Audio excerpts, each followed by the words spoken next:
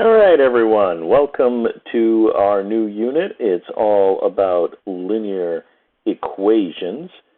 When we have linear equations, we're going to have two expressions with an equal sign between them, and one or both of them will be a linear expression, and there won't be anything larger than a linear expression. So no squares or cubic values over the variables.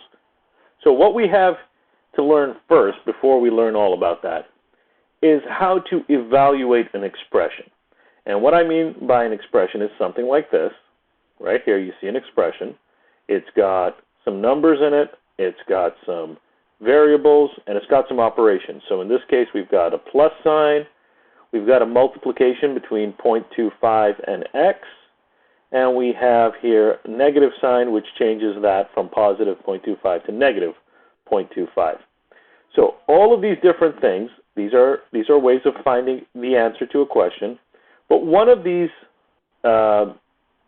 components is a variable. So as long as we have at least one variable, what we have is an algebraic expression which doesn't have a specific value. What is the value of this expression? Well, it depends what x is equal to, and x can equal anything. So the only way that we can evaluate it is if we give x a certain value. So the only way that we'd evaluate it is if we had a value for x. So in this question, what I've written down is evaluate negative 0.25x plus 8 when x equals 12. So all we have to do now is replace x with the value of 12 and then solve this like we would a regular mathematical operation. So let's do that.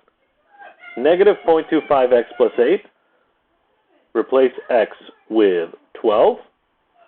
So I wrote the same exact thing, but instead of x, I wrote 12. And I put it in brackets here, just to show that it's separated here. And also, because there is an operation here, even if you don't write it, when you put two things like this next to each other, that means you're multiplying. So that's negative 0.25 times 12 plus 8. So, as we would do with any mathematical expression, we can solve it if we follow BEDMAS. So there's BEDMAS again, brackets, then exponents, then division or multiplication, then addition and subtraction. So we're looking at brackets. The bracket here that we have just has one value in it. There's nothing to do inside the bracket, so that really doesn't do anything here. We're just going to have 12 as our answer there, so that's done. Exponents, no exponents. Division or multiplication. Well, there's one multiplication here. So when we write this like that, we're multiplying those two numbers. So we're multiplying negative 0.25 times 12. And when you multiply those two numbers together, you get negative 3. And now our expression, when we replace this with negative 3, becomes negative 3 plus 8. So negative 3 plus 8. Now we just have two numbers and one operation, so it's easy. We just add negative 3 and 8. Your answer is 5. So when x is equal to 12, this expression is equal to 5. But if x was something different, then this expression would equal something different. Take a look. So let's replace x with 10 now. So it's the same question, same expression, but instead of x equals 12, x equals 10. So once again, we're going to replace x with 10, not 12 this time. So we'll start with the expression like it was written, and replace x with 10. And now to solve this, it's the same steps, it's just now we have this number 10 instead of 12. So first we're going to multiply, because again, we're following BEDMAS, so negative 0.25 times 10, that's negative 2.5. And then we add 8.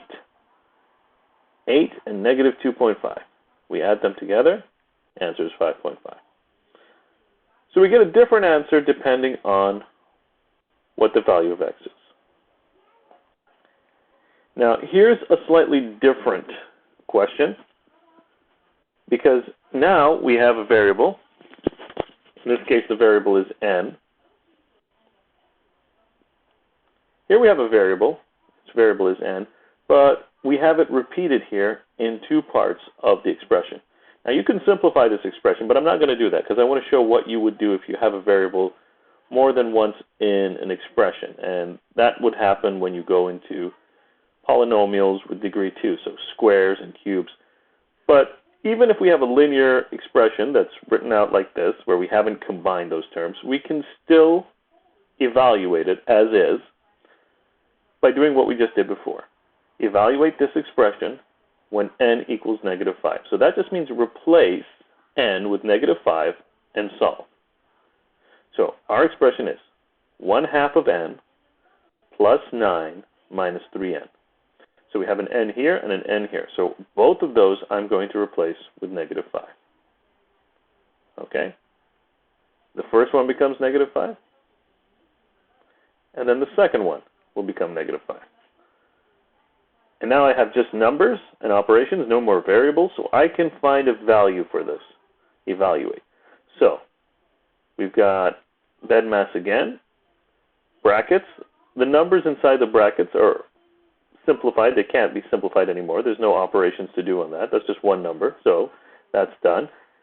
Exponents, no exponents. Division, no division. Multiplication. We have two multiplications here. We have this one here, 1/2 times -5, and this one here, which is -3 times -5, or -3 times minus 3 times -5. Either way you solve it, you'll get the same answer. We'll get to that in a second.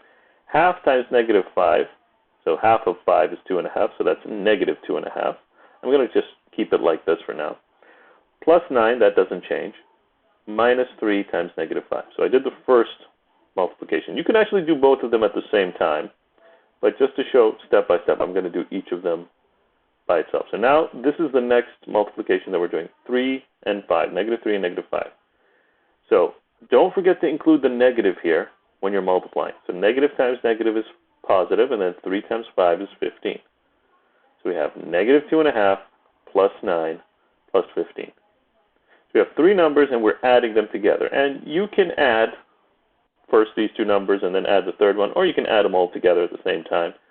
So if you add 15 and 9 is 24, and then add 2.5 to that, you get 21.5.